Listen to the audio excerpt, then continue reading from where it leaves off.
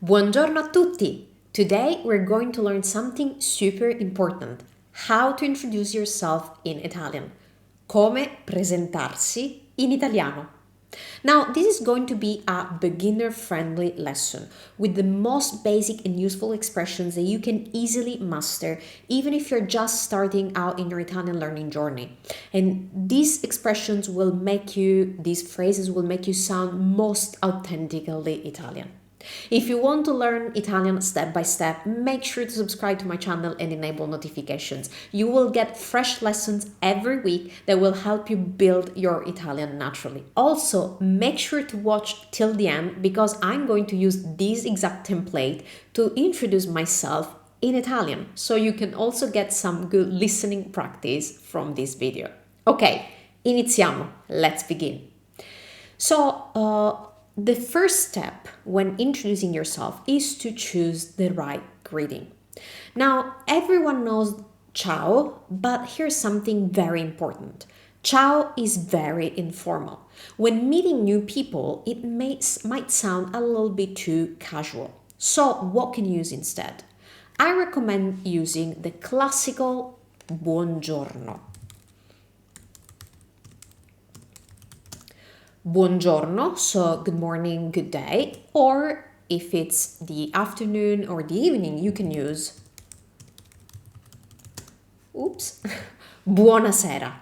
So buongiorno and buonasera are perfectly balanced and appropriate in most situations. So avoid ciao when you're introducing yourself to new people. So that's step number one. Okay, step number two, numero due, the actual introduction. Now, here's where most students make a common mistake. But this mistake is not about grammar. It's about what we Italian native speakers would actually say in real life. Now, when you learn to introduce yourself, the first phrase you learn is to say, mi chiamo. Now, saying mi chiamo is not technically incorrect. So it's not grammatically incorrect. That means my name is. But in real life, we would only use this form in a very specific and formal context, which is, for example, when you need to introduce yourself on the phone so people cannot see you, and in formal contexts. So let me give you a typical scenario. You are calling to take an appointment with a professional, for example, a lawyer. So let's suppose you're on the phone, you want to say, good morning, this is Anna Bianchi. I would like to speak with attorney Rossi. How would you say that in Italian? That would be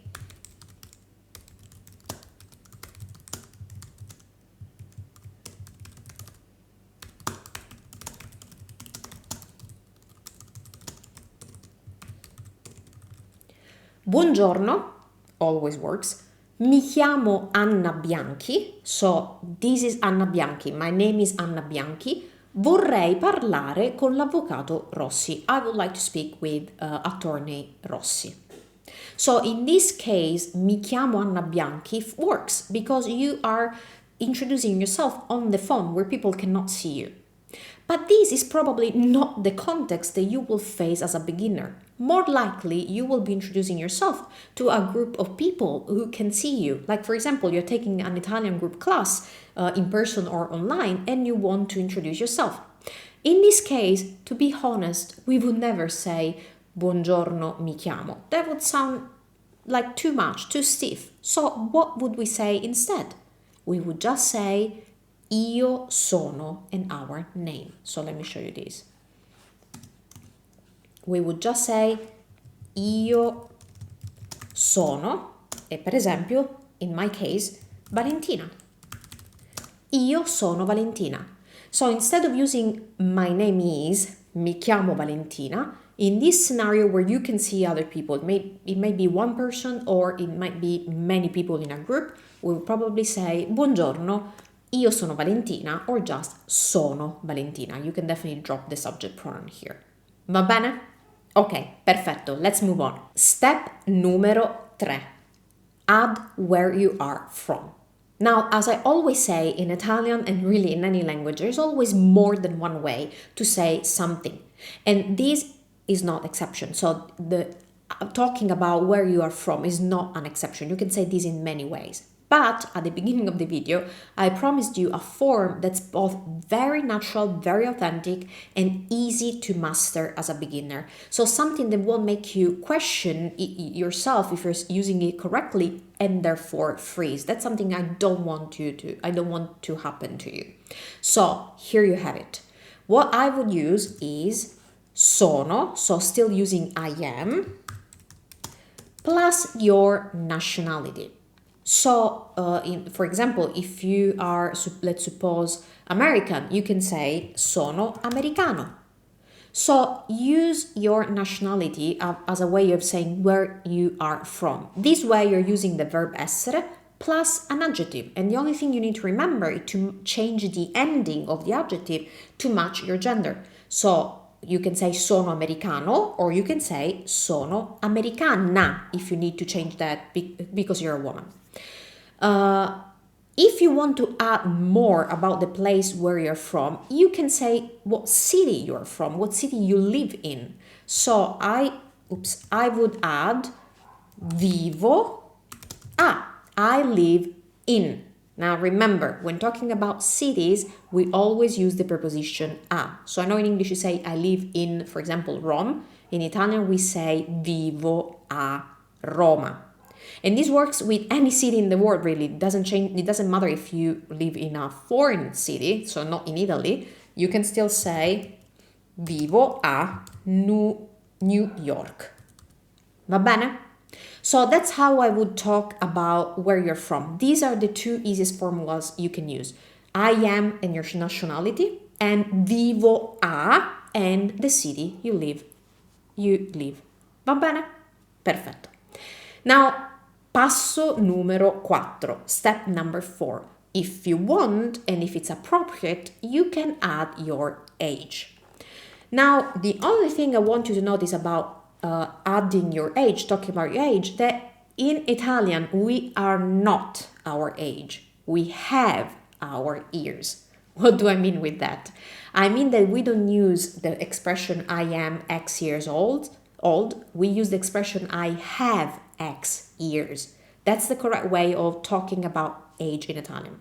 So, for example, let's suppose someone wants to say I am 20 years old. In Italian, we don't say I am 20 years old. We say I have 20 years. So we use the verb avere. Ho 20 anni. Ho 20 anni. That's how we would say I'm 20 years old in Italian. So remember to use the verb avere and remember to always add anni. I have X years. Okay, step numero 5, step number 5. You can then talk about your occupation. So your job. The easiest way to do that is to again use the verb essere. And so you can say I am whatever your profession is. Per esempio, sono avvocato. I am a lawyer. We would say you don't even need the article for this. You can just say sono avvocato. Now, what if you are retired? In that case, you can use the phrase in pensione. In pensione means, so we say I am in retirement. Sono in pensione. So remember, if you want to talk about your occupation, the easiest way to do that is with the verb essere plus your occupation, your job. If you are retired, just use sono in pensione. Okay, let's add a few more information, a little bit more information about you if you want to share. For example, your personal life. Let's suppose you want to talk about if you are single or if you are married. How would you say that? Again, we will still use the structure sono, I am, with married, that would be sono sposato, or if you're a woman, that would be sono sposata. So you would change the O into an A. So this structure again uses the verb essere, which is something that you probably know as a beginner, plus the adjective. As always, when you use an adjective, you need to change that to match the gender of the subject. So if you are a man, you would use sono sposato. If you are a woman, you would use sono sposata, because A is the feminine ending. If you're single, believe it or not, we say sono single.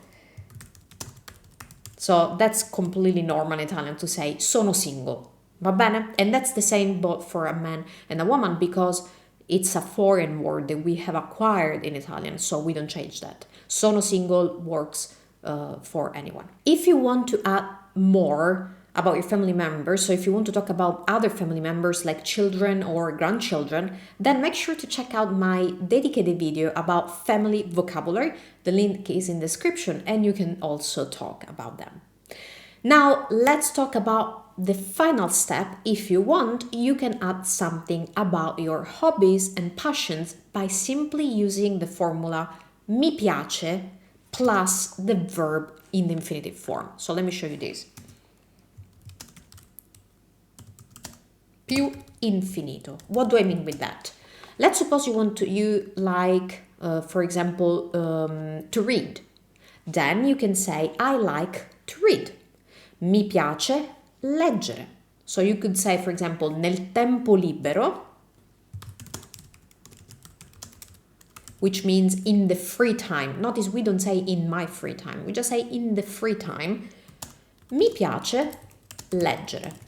If you don't like to read and you like to do anything else, you just use the verb in the infinitive. So you can say nel tempo libero mi piace leggere, or nel tempo libero mi piace ascoltare la musica, listen to music. Nel tempo libero mi piace camminare, I like to walk. So always use mi piace plus the infinitive of the verb, and you will have an easy formula to talk about your hobbies and interests.